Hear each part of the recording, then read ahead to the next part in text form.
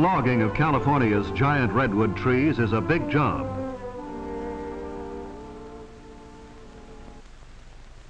Even before the trees are felled, a railroad has to be built to take the trees to the mills to be cut into lumber.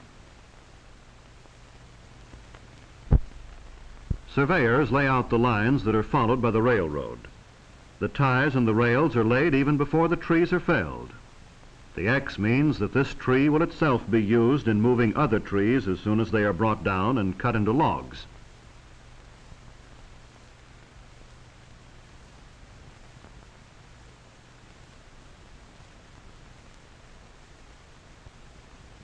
The topper will cut off the top and the tree will be rigged with cables and pulleys.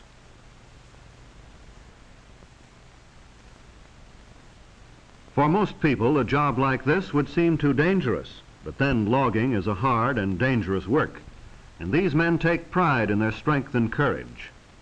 They are the men who fell the trees and get the logs out of the wood so that we may have lumber, for houses, for furniture, for the 1,000 uses of wood.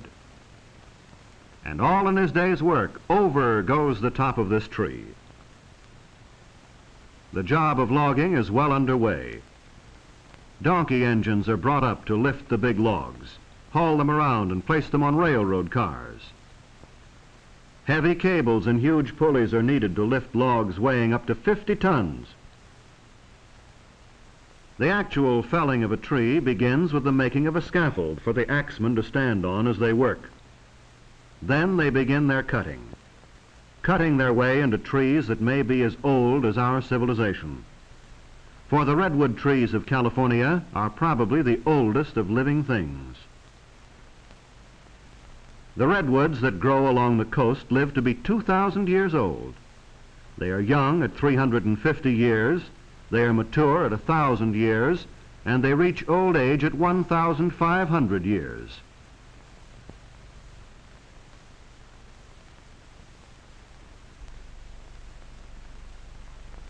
All of the world's history since Christ was born could have occurred during the life of perhaps one of these redwoods.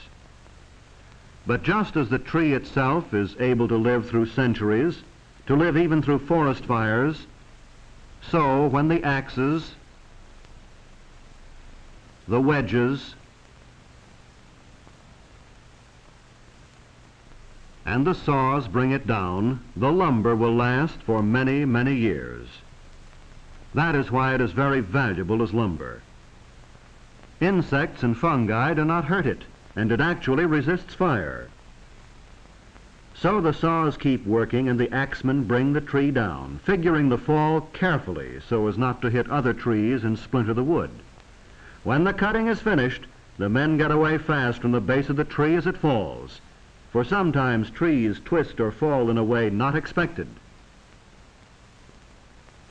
But usually they fall just as the axemen figured, and sometimes the axemen figure very closely, closer than one would imagine.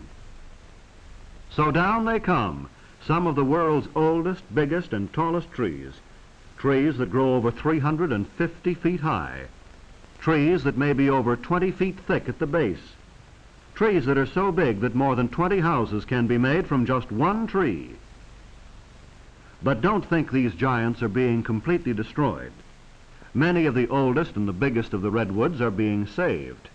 Parks with thousands of acres of redwoods are set aside for our enjoyment.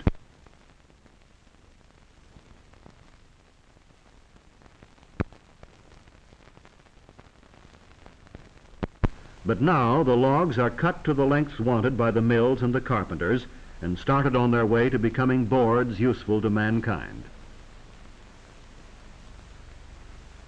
But the journey is not quick, simple, or easy.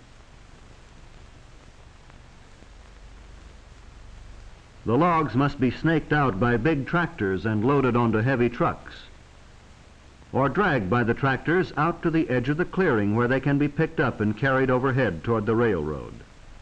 The logs look small as they swing easily through the air.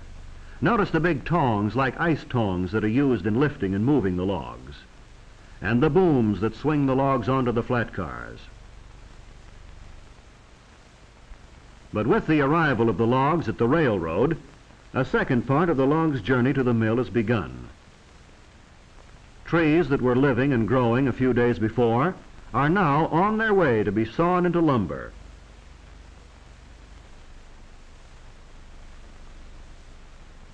These coast redwoods are used for lumber, but there is another species of redwood which is not.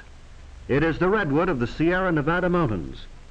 The scientific name for both is sequoia, the name of a famous Cherokee Indian. The Sierra redwood is even bigger than the coast redwood. It grows to be as much as 40 feet thick at the base, and it lives longer. It may live to be 4,000 years old. Redwoods are today native only to California and a small section of Oregon. But thousands of years ago, they were to be found throughout Europe and Asia. They grew in countries that are now cold, but were at one time warm. Places like Alaska, Iceland, and Greenland.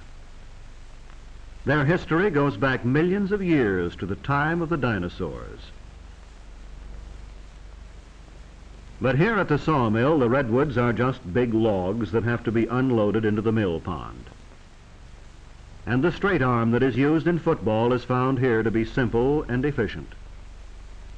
Trainload after trainload comes to the mill to meet the huge demand for redwood in this country and abroad.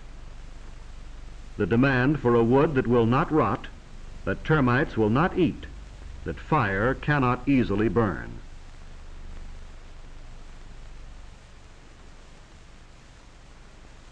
Into the mill pond they go, one huge log after another, each one meeting the demand for a wood with its special advantages. Here are the timbers that won't rot in wet mines, or the railroad ties that won't catch fire when burning cinders fall on them.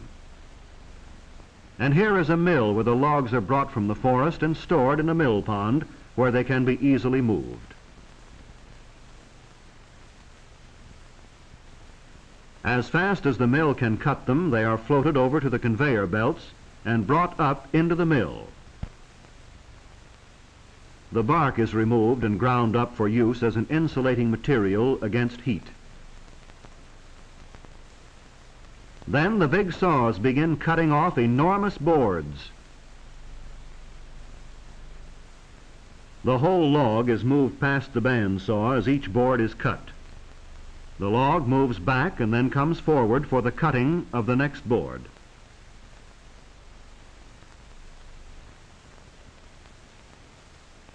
After this, the boards with bad parts in them are cut.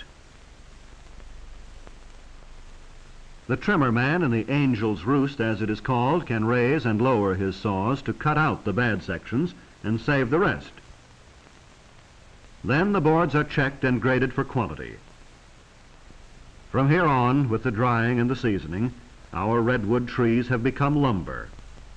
Instead of enormous trees miles away in the forest, we have timbers and boards being sorted and piled, stacked as high as a small tree by this hilky piler. And when the wood becomes seasoned, it will be shipped all over the world, taken from mills like this and transported to wherever redwood is needed. But when we look at stacks of redwood lumber, we may well be reminded of its ancient history, for this is lumber from a species of tree that has survived for millions of years. Trees that can withstand the insects and diseases that kill off other species. Trees that can withstand fire. Trees that tower over 350 feet. Trees that live to be 2,000 and 4,000 years old.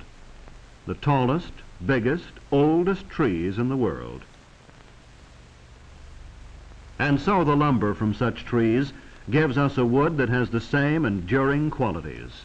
Also the wood that has a beauty which we enjoy in our homes for its richness and warmth of color. For just as the Russians discovered at the time when their old empire extended into California, and they built this stockade and blockhouse at Fort Ross, redwood has not only beauty and endurance, but a strength born out of the ages. The world's biggest and oldest of living things, the Coast and Nevada redwoods, continue to live in our use of them just as they continue to live and grow in our forests today.